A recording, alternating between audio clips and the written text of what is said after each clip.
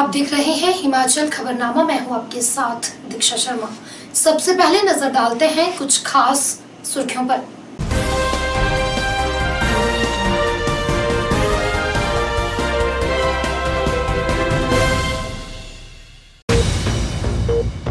मुख्यमंत्री जयराम ठाकुर ने प्रधानमंत्री की वीडियो कॉन्फ्रेंस में लिया भाग।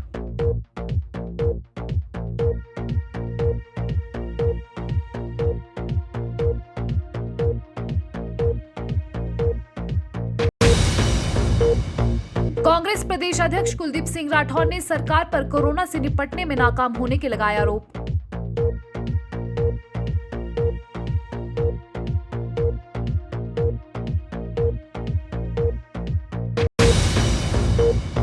हिमाचल में 2 दिन भारी बारिश, ओलावृष्टि और अंधड़ की चेतावनी। 23 मई तक खराब रहेगा मौसम।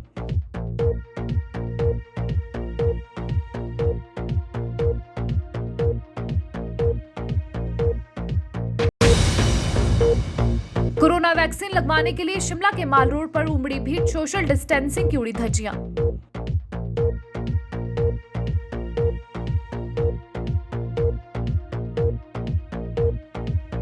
सुर्खियों के बाद अब खबरें विस्तार से। प्रधानमंत्री नरेंद्र मोदी ने वीडियो कॉन्फ्रेंसिंग के माध्यम से देश भर के राज्य और जिलाधिकारियों के साथ कोविड-19 प्रबंधन पर बातचीत की। प्रधानमंत्री ने अधिकारियों के साथ बातचीत करते हुए उनकी प्रतिबद्धता और समर्पण की सराहना की। उन्होंने स्थानीय कंटेनमेंट जोन, कोविड जांच में तेजी और लोगों को सही और पूरी जानकारी देने के महत्व पर बल दिया। मुख्यमंत्री जयराम ठाकुर ने भी शिमला से और उपायुक्त कांगड़ा राकेश प्रजापति ने भी धर्मशाला से वीडियो कॉन्फ्रेंसिंग में भाग लिया।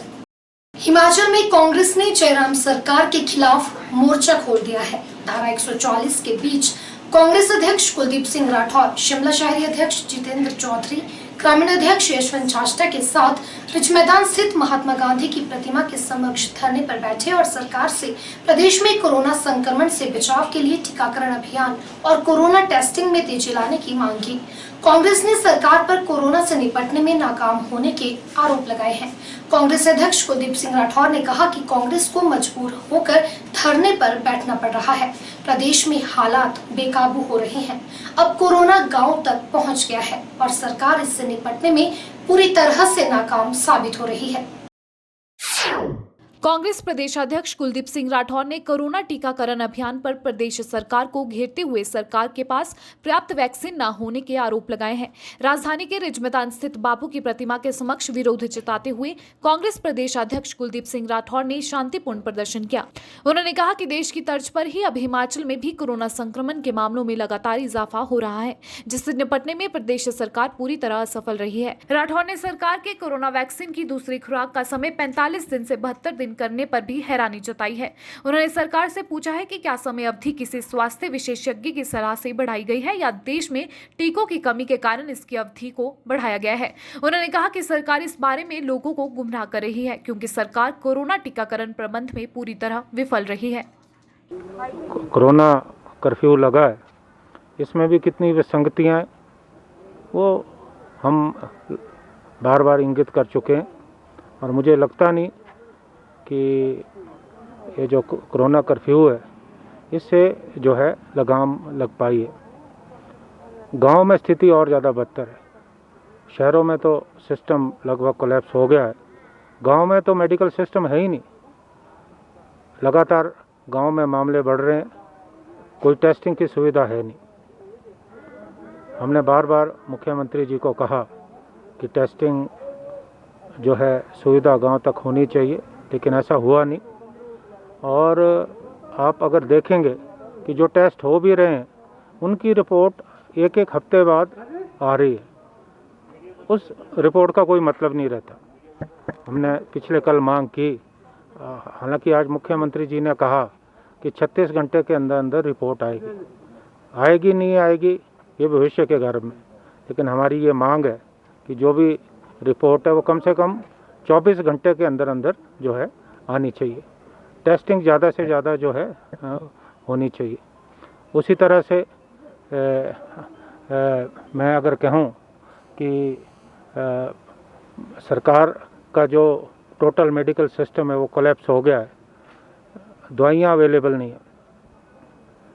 हालांकि विदेशों से भी काफ़ी मदद आई है। मैंने पिछले कल भी कहा कि जो मदद आई है सार्वजनिक जो है होनी चाहिए। हिमाचल में जो है अभी तक कहा जा रहा है ऑक्सीजन की कमी नहीं है। इसका पूरा श्रेय पूर्व कांग्रेस सरकारों को जाता है, वीरभद्र सिंह जी को जाता है। उनके काल में जो है ऑक्सीजन प्लांट लगा था, लेकिन ऑक्सीजन पे नियंत्रण जो है वो केंद्र सरकार का है। तो हिमाचल में कोई कमी आनी नहीं चाहिए, न दवाइयों में कोई कमी होनी चाहिए और ना ही ऑक्सीजन की जो है कमी होनी चाहिए। और अस्पतालों में जो सुविधाएं हैं उन सुविधाओं को जो है और ज़्यादा बढ़ाने की ज़रूरत है। और सबसे ज़्यादा ज़रूरी वैक्सीनेशन है। वैक्सीनेशन को लेकर सरकार गंभीर नहीं है। पहले जो कोविशील्ड का टीका लगा उस वक्त कहा गया कि 28 दिन के बाद जो है दूसरा टीका लगेगा और अचानक ही अवधि बढ़ा दी गई। अब कह रहे हैं कि 14 हफ्ते के बाद लगेगा। तो ये विसंगति क्यों? विधानसभा अध्यक्ष विपिन सिंह परमार ने कहा कि जनमानस के सकारात्मक सहयोग से ही कोरोना को हराया जा सकता है। उन्होंने लोगों से बिना जरूरी कार्य घरों से नहीं निकलने, मास्क लगाने, हाथों को सैनिटाइज करने और 2 गज की दूरी के नियम का पालन करने की अपील की। विधानसभा अध्यक्ष अपने सुलह हलके के प्राथमिक स्वास्थ्य केंद्र फरेड और दरंग दौरे के दौरान बोल रहे थे। उन्होंने कहा कि सुलह हलके में वैक्सीनेशन कार्यक्रम प्रभावी रूप से चल रहा है और लोग इसके लिए बढ़ चढ़कर सामने आ रहे हैं। विधानसभा अध्यक्ष विपिन सिंह परमार ने अपने सुलह हलके के प्राथमिक स्वास्थ्य केंद्र फरेड और दरंग दौरे के दौरान स्वास्थ्य अधिकारियों को निर्देश दिए कि जिस संस्थान में टेस्टिंग और वैक्सीनेशन के लिए स्थान छोटा है वह यह कार्य स्कूलों में खुले स्थान पर करें ताकि सोशल डिस्टेंसिंग के नियम की भी अनुपालना हो सके। उन्होंने कहा कि ऐसा देखने को आ रहा है कि ग्रामीण क्षेत्रों में लोगों को लक्षण आने पर भी कुछ लोग टेस्ट नहीं करवा रहे हैं और घरों में बीमार पड़े हैं। उन्होंने पंचायत प्रतिनिधियों से अपील करते हुए कहा कि ऐसे लोगों की मदद के लिए आगे आएं और की जांच करवाने में सहयोग करें। इस अवसर पर उन्होंने पीपी किट्स और सैनिटाइजर भी स्वास्थ्य कर्मियों को भेंट किए। इसके उपरांत विधानसभा अध्यक्ष ने परौरबलह में 30 करोड़ से बनने वाले पॉलिटेक्निकल कॉलेज के कार्य का निरीक्षण किया। उन्होंने कहा कि इस कॉलेज के एक ब्लॉक जिस पर 8 करोड़ रुपए व्यय होने हैं, इसका टेंडर हो गया है और शीघ्र कार्य आरंभ करवाने के आदेश लोक निर्माण विभाग को दे दिए गए हैं। और न्यूगल नदी पर 4 करोड़ की लागत से बनने वाले झज्जर पुल के कार्य का भी निरीक्षण किया। उन्होंने कहा कि इसका कार्य लगभग 90% पूर्ण हो चुका है। उन्होंने 1 करोड़ की लागत से निर्मित होने वाले दरंग मध्य मार्ग के निर्माण कार्य का भी निरीक्षण किया। उन्होंने झज्जर से निकलने वाली राई दी कुलह का भी निरीक्षण किया और विभाग को इसे सुचारू रूप से चलाने के आदेश दिए। उन्होंने कहा कि इस कुलह से पनापर और धीरा क्षेत्रों की भूमि को सिंचाई सुविधा उपलब्ध होगी। इसने पूरी दुनिया के को अपने आगोश में लिया हुआ है और इसमें हिंदुस्तान भी, और जहाँ तक हिमाचल प्रदेश की बात की जाए, हमारे ज़िला कांगड़ा की बात की जाए, लगभग बहुत से गांव, बहुत सी पंचायतें इससे संक्रमित हुए हैं। सरकार की ओर से और जनता के सहयोग से इस पर विजय पाने के लिए निरंतर कोशिशें व प्रयास जारी हैं।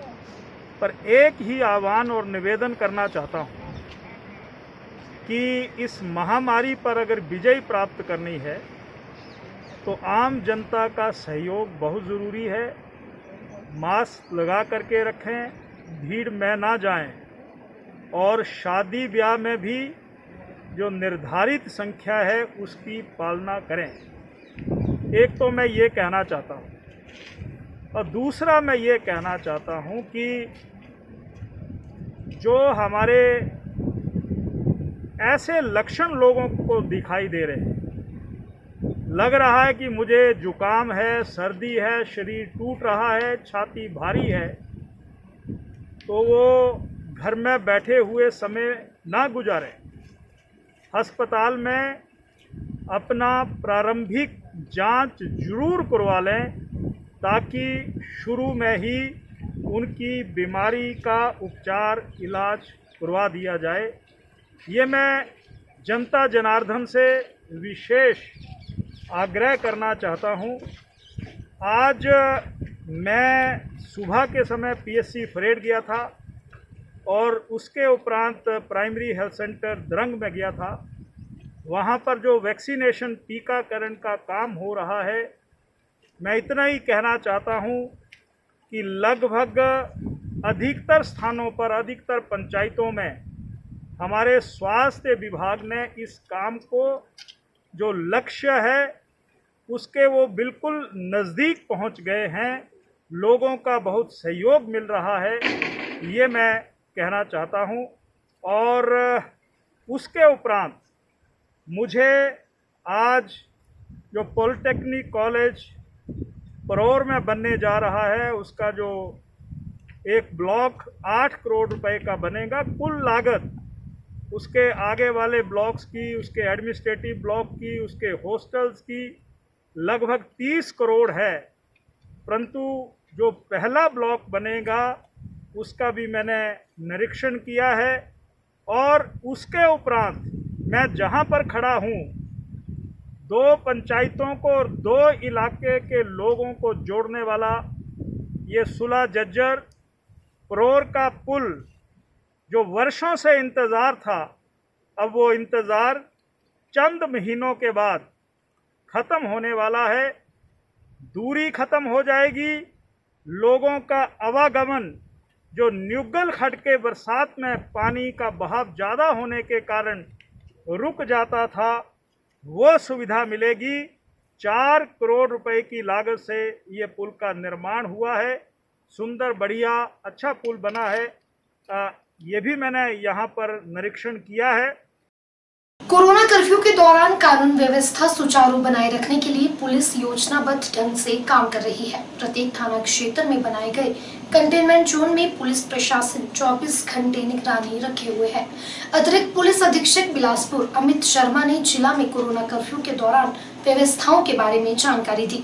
उन्होंने बताया कि सरकार की ओर से कोरोना कर्फ्यू के लिए जारी कोविड गाइडलाइन की अनुपालना सुनिश्चित करने के लिए पुलिस की अलग अलग टीमों का गठन किया गया है। यदि कोई कोविड गाइडलाइन का उल्लंघन करते हुए पाया जाता है तो उसके खिलाफ नियमानुसार कार्यवाही भी की जा रही है। और कोरोना कर्फ्यू में अब तक 2757 चालान किए जा चुके हैं। कोविड-19 गाइडलाइंस के तहत हमने पूरे ज़िले में जो है पुलिस की ऐसी व्यवस्था बनाई है कि प्रत्येक थाने में जितने भी कंटेनमेंट जोन हैं या जहाँ पर संक्रमित ज़्यादा हैं, बाज़ार हैं, उन सबको जो है 24 घंटे हम कवर कर रहे हैं।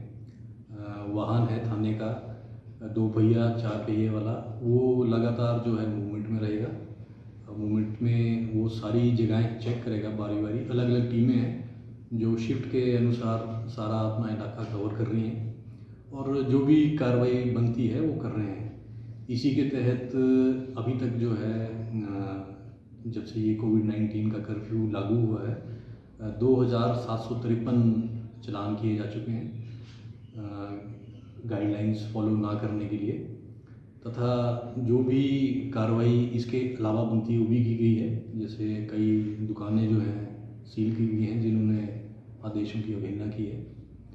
इसी प्रकार जो हमारे ड्यूटी वाले हैं उनका फोकस है कि कर्फ्यू मेन है, उसकी गाइडलाइंस पूरी तरह से जो है सारी जनता माने, उनसे आग्रह भी कर रहे हैं और वो जनता हमें। जी सर।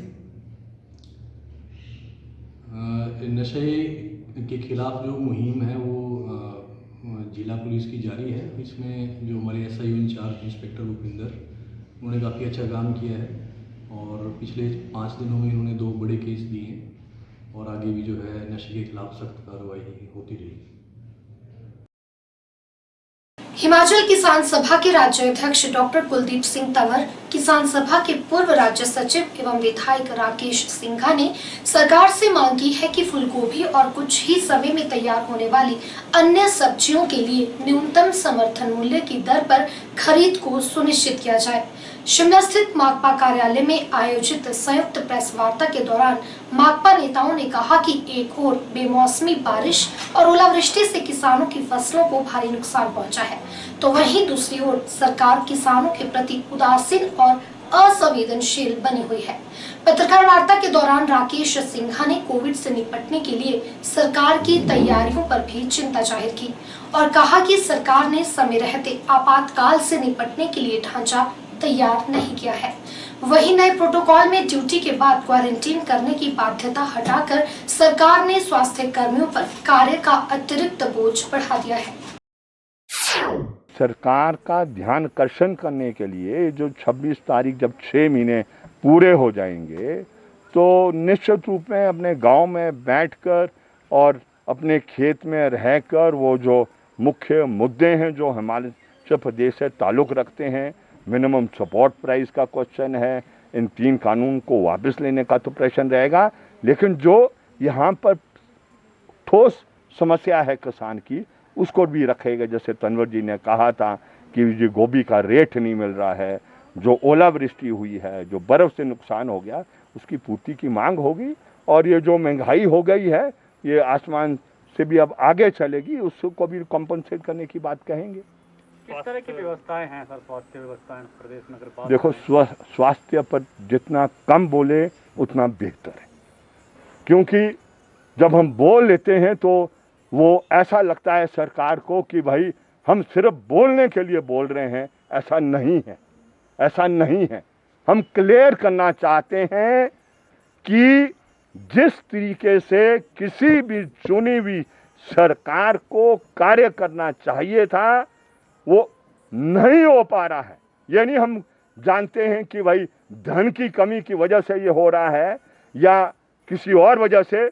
हाँ, ये मैंने पिछले कल भी कहा, इच्छा शक्ति मैं नहीं मानने के लिए तैयार हूँ कि सरकार में इच्छा शक्ति नहीं है कि भाई वो इस जो चुनौतीपूर्वक परिस्थिति है उसमें वो लोगों के साथ खड़ा नहीं रहना चाहती है, ऐसा नहीं मैं मानता। ये क्लियर है, इच्छा शक्ति है, वो है, लेकिन जो साइंटिफिक तौर तरीके होने चाहिए थे वो साइंटिफिक तौर तरीके नहीं इख्तियार किए जा रहे हैं। आप बताएं मुझे, सरकार बताए, चाहे यहाँ की बताए या दिल्ली की बताए, ये कितना समय लगेगा 80% लोगों को वैक्सीनेट करने के लिए? ये अरे परे की बातें छोड़ो कि ये वो क्या कहते हैं वैक्सीन गुरु है, ये कोरोना गुरु है, वो सारे ये ढोंग है थाली बजाने का, दिया जलाने का, ये छोड़ो। आप सिर्फ बताओ एज अ सिटीजन, मेरा अधिकार है इस बात को जानने के लिए कि आप 80% लोगों को इस देश में कब तक वैक्सीनेट कर लेंगे। और वैक्सीनेशन के अलावा आप बताएं, जो लोगों को बताना होगा कि कौन सा तरीका है कि भी आप इस कोरोना से बच पाएंगे। सिर्फ वैक्सीनेशन है ना, और तो कोई तरीका नहीं है। आइए चिमट जाए कोरोना और मृत्यु से आप बच जाएं, तभी एंटीबॉडी पैदा हो जाएगी। लेकिन वैक्सीनेशन ही सेफ तरीका है। लेकिन ये हकीकत सच्चाई है, अभी आपके पास वैक्सीनेशन अवेलेबल नहीं है और आपने विदेश से कहीं से ऑर्डर नहीं किया, जहां दुनिया में पैदा हो रहे हैं। आज मैंने ये खबर पढ़ी और उसको आज रात को और अध्ययन करूंगा। जो ये एस्ट्राजेनेका का ये वैक्सीन है, जो कोविशील्ड है, ये 150 रुपये में जो बन रही है, इसके 75 रुपया एज रॉयल्टी ये जा रहे हैं आपके एस्ट्राजेनेका को। ये संधि हुई है, करार हुआ है, एग्रीमेंट हुआ है, और आज ये कह दिया गया है जहां ये बन रहा है कि 150 में नहीं बना सकते हैं, ये 300 में जाएगा। तो एस्ट्राजेनेका ने कह दिया अगर तुम 300 में बनाएंगे, 150 एक वैक्सीन के पीछे हमारे खाते में जोड़ेंगे। हिमाचल प्रदेश में जो लगभग 10 लाख के करीब हमारी कृषि जोतें हैं, उसमें से 7 लाख कृषि जोतों के ऊपर हिमाचल प्रदेश का जो हमारा लघु और सीमांत किसान है वो सब्जी का उत्पादन करता है, और उसमें सारी उनकी फैमिली लेबर भी इन्वॉल्व होती है। दुर्भाग्यवश पिछले साल भी कोरोना था और इस वर्ष भी कोरोना आया है, और इनिशियली जो हमारी फसलें ये अभी मार्च और अप्रैल में तैयार होती है, उसके ऊपर इसका जो प्रभाव पड़ा है, तो आज हम देखते हैं कि जो फूल गोभी यहाँ पर पैदा होती है, कम से कम 1.25 लाख से 1.5 लाख मीट्रिक टन के करीब वो इनिशियल लेवल के ऊपर 2 से 3 रुपए केजी के हिसाब से बिकी, मगर बाद में अभी थोड़ा सा उसका प्राइस बढ़ा है। मगर इसका प्रोडक्शन कॉस्ट, जो इनपुट कॉस्ट है, इसका बीज है, इसमें दवाइयाँ है, खाद है, वो ही 10 से 12 रुपए आता है। तो इसमें हमने हिमाचल सरकार को सुझाव दिया, कृषि मंत्री को, और जो मार्केटिंग बोर्ड की चेयरपर्सन है उन्हें भी दिया कि जिस तरह केरल के अंदर वहाँ पर जो 14 किस्म की सब्जी और फल है उसको बेचने के लिए एक सरकार की हेल्प से एक आउटलेट्स क्रिएट किए गए हैं, क्योंकि जो उपभोक्ता है उसको तो 30 रुपए से कम गोभी नहीं मिल रही है। तो ये केवल अभी गोभी तक ही सीमित नहीं है, आने वाले समय में जो बीन्स हैं, मटर है, एक तो टमाटर है, इसके ऊपर ये समस्या आएगी। दूसरा जो हमारा फूल उत्पादन करने वाला किसान है, पॉली हाउस में फूल पैदा करता है, उसकी मार्केट तो दिल्ली और अन्य जगह पे थी। इस पिछले साल जो उनको एक राहत दी गई थी वो भी अभी तक उन तक नहीं पहुंची है, और उसकी वजह से जो उन्होंने लाखों रुपया उसके अंदर लगाया है पॉली हाउसेस के अंदर, उसमें एक नुकसान आया है। भाजपा के राष्ट्रीय अध्यक्ष जगत प्रकाश नड्डा एवं केंद्रीय वित्त राज्य मंत्री अनुराग ठाकुर द्वारा कोविड-19 से लड़ाई के लिए प्रदेश को भेजी गई स्वास्थ्य उपकरणों की खेप प्रयास संस्था द्वारा उपायुक्त हमीरपुर को सौंपी गई, जिसके लिए जिलाधीश देव श्वेता बनिक ने केंद्रीय वित्त मंत्री अनुराग ठाकुर का आभार जताया। बता दें कि अनुराग ठाकुर के द्वारा इससे पहले भी जिला में ऑक्सीजन सिलेंडरों की कमी को दूर करने के लिए प्रशासन को 50 सिलेंडर भिजवाए गए थे। कोविड महामारी से निपटने के लिए केंद्रीय वित्त राज्य मंत्री अनुराग ठाकुर द्वारा पूरा सहयोग किया जा रहा है, और इसी के तहत मंगलवार को हमीरपुर में अनुराग ठाकुर द्वारा भिजवाए गए स्वास्थ्य उपकरण उपायुक्त हमीरपुर को सौंपे गए। इस अवसर पर प्रयास संस्था के पदाधिकारी भाजपा महामंत्री अभय सिंह लवली, हरीश सिंह भी मौजूद रहे। उपायुक्त हमीरपुर देव श्वेता बनिक ने बताया कि केंद्रीय वित्त राज्य मंत्री अनुराग ठाकुर के सहयोग से प्रयास संस्था के माध्यम से कोविड से निपटने के लिए सामग्री भिजवाई गई है। उन्होंने बताया कि अनुराग ठाकुर द्वारा कोविड महामारी के दौरान टेस्टिंग वाहनों की उपलब्धता के अलावा पूरा सहयोग दिया जा रहा है, जिसके लिए जिला प्रशासन अनुराग ठाकुर का आभार जताता है। आज हमें कोविड के महामारी के बीच में कुछ आवश्यक जो है किट्स होती हैं, मेडिकल इक्विपमेंट होता है, जो पीपी किट्स वगैरह जो है ये हमें प्राप्त हुई हैं हमीरपुर डिस्ट्रिक्ट को, और माननीय MOS फाइनेंस महोदय द्वारा जो है इस चीज़ को स्पेशल जो है इसकी रुचि लेके इसको जो है खुद उन्होंने प्रायोजित करवाया है। और सबसे बड़ी बात है कि हमारे पास यहाँ पे प्रयास एक NGO है जो पहले भी आप लोगों ने देखा होगा कि एक टेलीमेडिसिन सेंटर भी पिछले कुछ हफ्ते पहले माननीय मुख्यमंत्री महोदय द्वारा और माननीय MOS महोदय के उपस्थिति में जो है फ्लैग ऑफ भी किया गया था, जो कि प्रयास NGO ही जो है उसको चला रही है। और इससे पहले भी अलग अलग क्षेत्रों में, स्पेशली हेल्थ केयर के क्षेत्र में इन्होंने जो है अपना योगदान बहुत बढ़ चढ़ के दिया है। और अभी भी कई सारे ऐसे जगह हैं जैसे टेस्टिंग के वाहन हैं या एम्बुलेंसेस के तौर पे भी जो है इस तरह की व्हीकल्स जो हैं इनके सौजन्य से चलाया जा रहा है। तो मैं इनके पूरे संस्था को धन्यवाद करना चाहूँगी कि अपना जो है योगदान उन्होंने दिया है और प्रशासन की हर तरफ से मदद करने की कोशिश की है। और माननीय वित्त राज्य मंत्री महोदय का भी हम धन्यवाद करना चाहेंगे कि इस समय पे जो है उनके तरफ से भी जो मार्गदर्शन और सहायता जो है हमें हर कदम पे मिल रही है। प्रयास संस्था के पदाधिकारी ने बताया कि केंद्रीय वित्त राज्य मंत्री अनुराग ठाकुर के सहयोग से प्रयास संस्था के द्वारा कोविड महामारी से निपटने के लिए स्वास्थ्य उपकरण जिला प्रशासन को दिए गए हैं। उन्होंने बताया कि पिछले 3 सालों से संस्था स्वास्थ्य क्षेत्र में लोगों की सेवाएं करती आ रही है और अब तक करीब 5 लाख से ज्यादा लोगों का भी उपचार कर चुकी है। उन्होंने बताया कि कोविड के समय में संस्था के कार्यकर्ता कई क्षेत्रों में जाकर लोगों को घर द्वार पर भी सुविधा उपलब्ध करवा रहे हैं। सामान है ये अनुराग सिंह ठाकुर जी की तरफ से दिया जा रहा है, और इस सामान के अंदर 400 पीपी किट हैं, N95 मास्क हैं 300, 200 आपके पास फेस शील्ड है, उसके अलावा पल्स ऑक्सीमीटर हैं 50, ऑक्सीजन रेगुलेटर हैं जिनकी कमी काफ़ी समय से देखी जा रही थी प्रदेश में, वो हैं 100, नॉन रिलायबल मास्क होते हैं NRM जिन्हें बोला जाता है वो हैं, और इस तरह का कई एसेंशियल सामान है जो इस वक्त कोविड के दौरान में पेशेंट को बहुत ज़रूरत रिक्वायर्ड हो रहा है। प्रयास संस्था सर पिछले 3 साल से सांसद मोबाइल स्वास्थ्य सेवा को ऑपरेट कर रही है। ये 17 विधानसभाओं में MP पार्लियामेंट्री कॉन्स्टिट्यूंसी में हम काम करते हैं, और हम लोग अब तक करीबन 5 लाख से ज़्यादा पेशेंट अब तक देख चुके हैं। कोविड के दौरान भी अगर हमारा काम देखा जाए तो हम लोगों ने इंटर स्टेट बॉर्डर पे, चाहे वो थर्मल स्क्रीनिंग का कार्य हो, चाहे होम आइसोलेशन का कार्य हो, चाहे वो किसी पर्टिकुलर उसमें हमें दिया गया है, तो हम वो काम को कर रहे हैं। और हम लोग हमीरपुर, ऊना, बिलासपुर में होम आइसोलेशन में काम कर रहे हैं। श्री नैना देवी उपमंडल के तहत इंटरस्टेट बैरियरों पर पुलिस द्वारा लगाए गए नाकों का एसडीएम स्वारघाट सुभाष गौतम और डीएसपी नैना देवी अभिमन्यु वर्मा ने निरीक्षण किया और व्यवस्थाओं का जायजा लिया।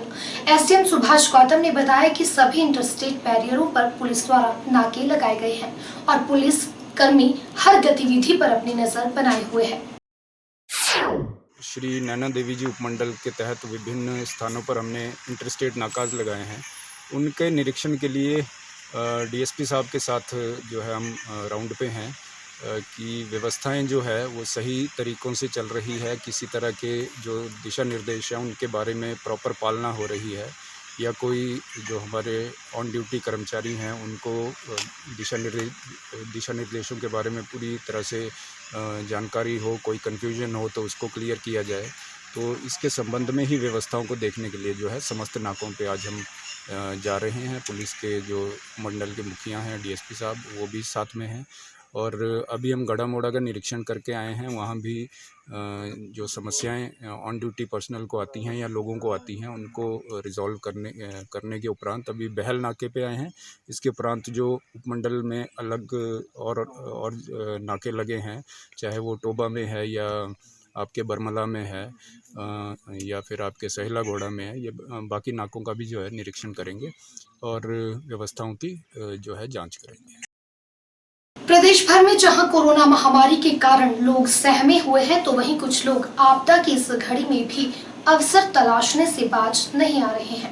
राजधानी शिमला की बात करें तो यहां सब्जी मंडी में सब्जियों और फलों के दाम काफी कम हैं, तो वहीं उपनगरों में सब्जी व फल विक्रेता मनमाने दाम वसूल रहे हैं, जिससे कहीं न कहीं महामारी की इस घड़ी में लोगों को सब्जियां व फल खरीदने के लिए अपनी जेब ढीली करनी पड़ रही है।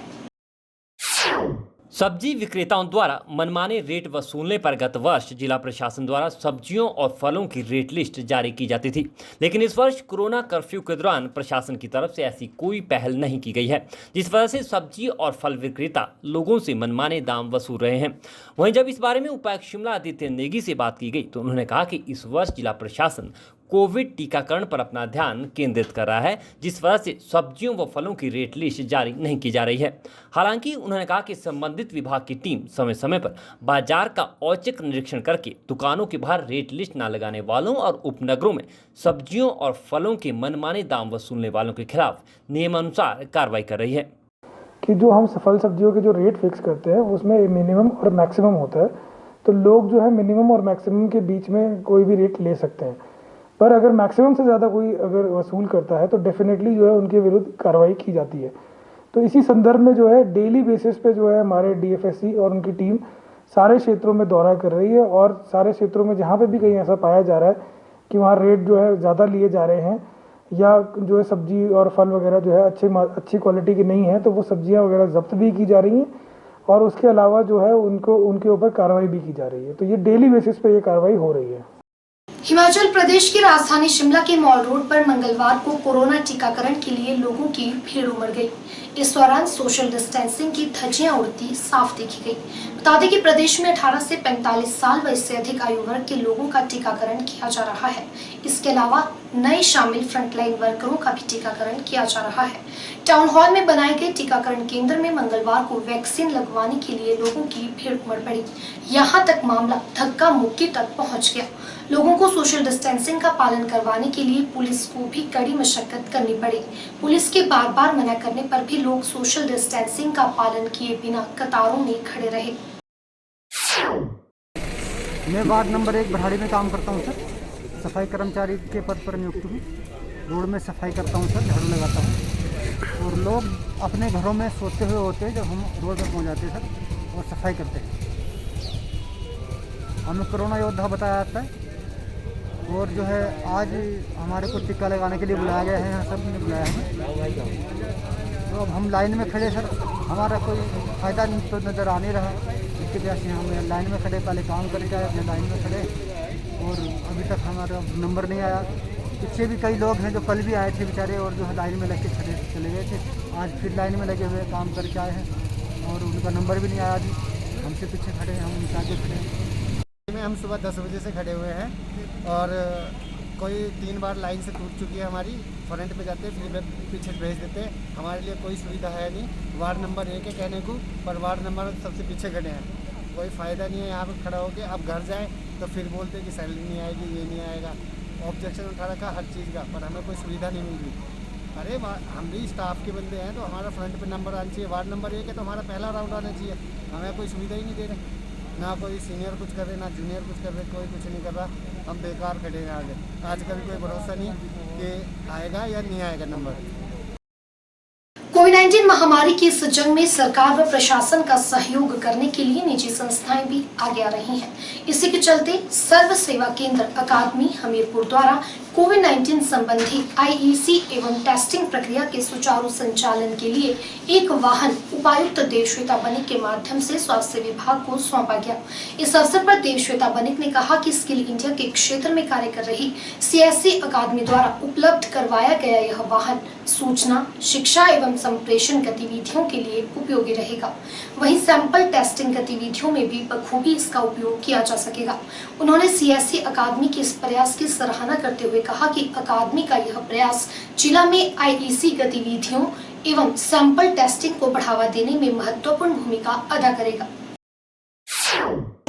सीएससी अकेडमी जो है, जिन्होंने साक्षरता अभियान डिजिटल इंडिया के स्कीम के अंतर्गत जो है एजुकेशन विभाग में जो है कार्य कर रहे थे काफ़ी अच्छे तरह से, तो उन्हीं के सौजन्य से एक व्हीकल जो है, एक गाड़ी उपलब्ध करवाई गई है, जिन्होंने रेड क्रॉस के थ्रू हमारे साथ संपर्क स्थापित करके आज ज़िला मुख्यालय में सीएमओ और हेल्थ डिपार्टमेंट को सौंपा गया है।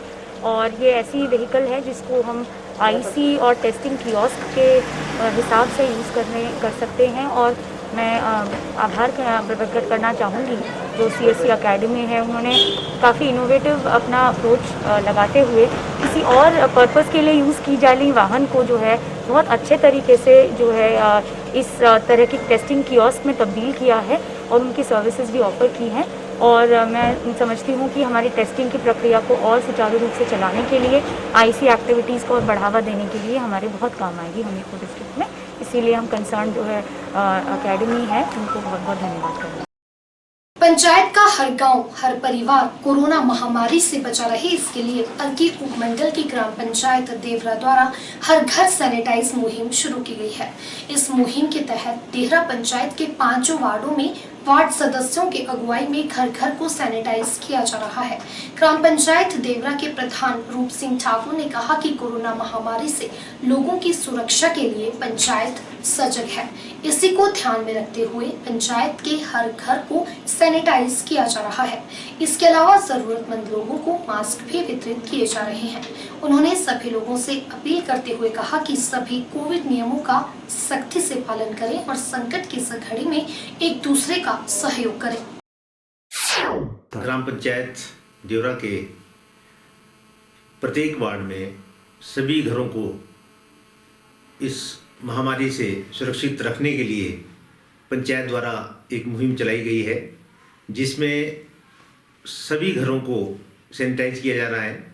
इसके अलावा जो हमारे अत्यंत गरीब परिवार हैं, उन परिवारों को मास्क बंटवाए जा रहे हैं। अन्य जो उनकी सहायता पंचायत द्वारा जो उनकी और अन्य कोई हेल्प है वो उनकी करवाई जा रही है। इसके अलावा हर वार्ड में वार्ड स्तर की एक कमेटी का गठन किया गया है, जिसमें वार्ड सदस्य उस कमेटी के अध्यक्ष बनाए गए हैं। और जो भी इस महामारी के दौरान किसी भी किस्म की किसी गरीब व्यक्ति के लिए सहायता की ज़रूरत है तो वो कमेटी के माध्यम से उनकी वो सारे सहायता की जा रही है। हमारा एक ही उद्देश्य है कि हमारी ग्राम पंचायत के सभी गांव, सभी परिवार और सभी लोग सुरक्षित रहे। यही हम लोगों का एकमात्र उद्देश्य है।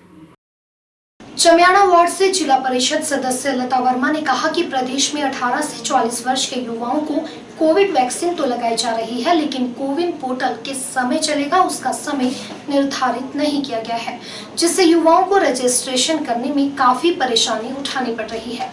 युवा सुबह से शाम तक पोर्टल चलने का इंतजार करते रहते हैं। ऐसे में उन्होंने सरकार से मांग की है कि सरकार पोर्टल खोलने का एक निश्चित समय निर्धारित करे ताकि युवाओं को कोई परेशानी न उठानी पड़े और वह इस सुविधा का भरपूर फायदा उठा सके। जैसा कि आप सबको ज्ञात है कि अब हमारे 18 से 45 वर्ग के युवाओं के लिए भी कोविड वैक्सीनेशन का दौर शुरू हो गया है। इसमें युवाओं को बहुत सी रजिस्ट्रेशन करवाने में बहुत सी दिक्कतें आ रही है, समस्याओं का सामना करना पड़ रहा है।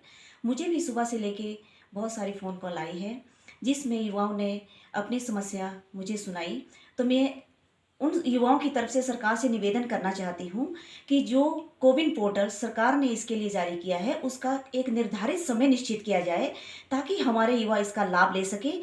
हमारे बच्चे सुबह से लेकर शाम तक पोर्टल के पास बैठे रहते हैं, लेकिन इंतज़ार करने के बाद भी जैसे ही वो पोर्टल खुलता है उसमें वो 2-3 मिनट में ही भर जाता है। तो मेरा सरकार से निवेदन है कि इसके लिए एक निश्चित समय निर्धारित किया जाए और जिन बच्चों ने, हमारे जिन युवाओं ने पहले इसकी रजिस्ट्रेशन करवाई है उन्हें पहले मौका दिया जाए ताकि हमारे कोरोना कर्फ्यू में होम आइसोलेट मरीजों की सुविधा के मद्देनजर जिला प्रशासन की ओर से शुरू की गई एम्बुलेंस टैक्सियों की कंट्रोल रूम से 24 घंटे में किसी भी समय लोकेशन चेक की जा सकेगी। इसके लिए इन सभी टैक्सियों को ग्लोबल पोजीशनिंग सिस्टम से लैस किया जा रहा है, जिसके लिए एक संस्था ने free of cost GPS system स्थापित करने की भी हामी भरी है। जरूरत पड़ने पर तत्काल एम्बुलेंस टैक्सी को स्पॉट पर पहुंचना अनिवार्य किया गया है। प्रशासन के पास 5 एम्बुलेंस व 2 शव वाहनों के अलावा निजी तौर पर हायर की गई 8 एम्बुलेंस टैक्सियां उपलब्ध है। इन सभी को जल्द ही जीपीएस युक्त कर दिया जाएगा। मैं आप सभी पत्रकार बंधुओं के माध्यम से ये जनता को अवगत कराना चाहूँगा कि प्रशासन जो है, जो भी कोविड मरीज़ हमारे डिस्ट्रिक्ट कोविड हॉस्पिटल में आ रहे हैं उनके किसी प्रकार की असुविधा ना हो, ऑक्सीजन की कमी आड़े ना आए, इसके लिए जो है शुरू से ही हम प्रयासरत रहे। इस वक्त हमारी 185 जो हैं बेड्स जो हैं वो हाई फ्लो ऑक्सीजन युक्त हैं और लगभग 200 हमारे पास D type high flow oxygen युक्त जो हैं सिलेंडर भी हैं।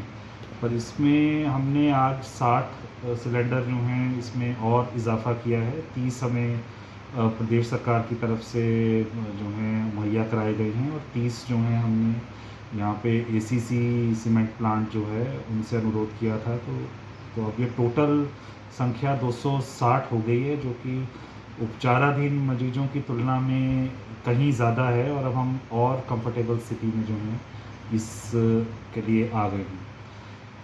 इसके साथ ही मैं एक और जानकारी आप लोगों के साथ साझा करना चाहूँगा। हमारी जो हैं 108 एम्बुलेंस जितनी भी हैं उन पे तो जीपीएस लोकेशन सिस्टम लगा ही हुआ है, तो उससे पता चलता रहता है कि वो कहाँ पर हैं। पर इसके अतिरिक्त कुछ हमने 8 जो हैं एम्बुलेंस टैक्सीज़ लगाई थी, 2 पर जो हैं सब डिवीज़न पर, तो उनकी और इसके अलावा हमारी 2 डेड वैन हैं और कुछ 5 और एम्बुलेंस हैं। तो टोटल ये विभिन्न प्रकार की गाड़ियाँ मिला के 14-15 गाड़ियाँ हो जाती हैं। तो इन पे भी हम जीपीएस सिस्टम जो है लगा रही हैं ताकि हम रियल टाइम इनकी ट्रैकिंग कर सकें और पता रहे कि कौन सी एम्बुलेंस कहाँ पर इस वक्त उपस्थित है और नियरेस्ट कौन सी है, ताकि जो कई बार डिले होता है कि मरीज़ों को समय पे जो है गंतव्य तक नहीं पहुंचाया जा सकता है, तो उसमें हम जो है उस टाइम को करने में सफल रहें। ये हमारा जो है, तो अभी 1-2 दिन के अंदर ही हमने बात कर ली है और एक संस्था है जो इसको शायद फ्री ऑफ कॉस्ट लगाने के लिए भी तैयार है और हम उनके आभारी हैं। तो 2-1 दिन के अंदर ये व्यवस्था भी जो है। कोविड-19 के इस दौर में सफाई कर्मियों का योगदान सराहनीय है। नगर पालिका नाहन के कुछ सफाई कर्मी ऐसे हैं जो पिछले 1.5 साल से बिना अवकाश लिए निरंतर अपनी सेवाएं दे रहे हैं और अपने दायित्व का निर्वहन कर रहे हैं। जहां हम लोग कोरोना के डर से घर से बाहर निकलने में परहेज कर रहे हैं, तो वहीं दूसरी तरफ ये सफाई कर्मी अपनी जिंदगी की परवाह किए बगैर अपनी सेवाएं दे रहे हैं। ऐसे में इन कर्मियों की निडरता और अपने कर्तव्य के प्रति निष्ठा वाकई काबिले तारीफ है। कोरोना कोरोना काल के दौरान जहां लोग डर के साए में जी रहे हैं, वहीं नाहन नगर पालिका के आधा दर्जन सफाई कर्मचारी बिना अवकाश के पिछले करीब 1.5 साल से पूरी निष्ठा और ईमानदारी से अपनी ड्यूटी को अंजाम दे रहे हैं। नगर पालिका नाहन के एसडीओ पवरेज इकबाल ने बताया कि कोरोना काल के दौरान नगर पालिका नाहन के कुछ ऐसे कर्मचारी हैं जिन्होंने इस महामारी के समय कड़ी मेहनत की है। इन कर्मचारियों में से कुछ ऐसे सफाई कर्मचारी हैं जिन्होंने इस काल के दौरान साप्ताहिक अवकाश के अलावा अन्य कोई भी छुट्टी नहीं ली है। यह बगैर किसी बात की परवाह किए बगैर अपनी ड्यूटी को पूरी ईमानदारी के साथ निभा रहे हैं। एसडीओ ने कहा कि हालात सामान्य होने पर नगर पालिका इन सफाई कर्मचारियों को सम्मानित करेगी। नगर परिषद नाहन के जितने भी कर्मचारी हैं, उसमें चाहे सफाई वर्ग है या उसमें लेबर के जो हमारे कर्मचारी हैं, वो बहुत मेहनत से और कड़े परिश्रम से कोरोना काल में अपने ड्यूटी को अंजाम दे रहे हैं। इन्हीं लोगों में से कुछ कर्मचारी ऐसे हैं, 4 या 5 कर्मचारी, जिन्होंने वीकली रेस्ट के अलावा पिछले 1 साल से कोई छुट्टी नहीं की है। तो इस कोरोना काल में इनकी सेवाओं को देखते हुए नगर परिषद यह भी प्रयास करेगी कि जो कर्मचारी बहुत अच्छा काम करेंगे उनको सम्मानित भी किया जाए। नगर पालिका नाहन में बतौर सफाई कर्मचारी तैनात संजय और साहिल ने बताया कि उन्होंने पिछले करीब 1.5 साल से कोई भी छुट्टी नहीं ली है।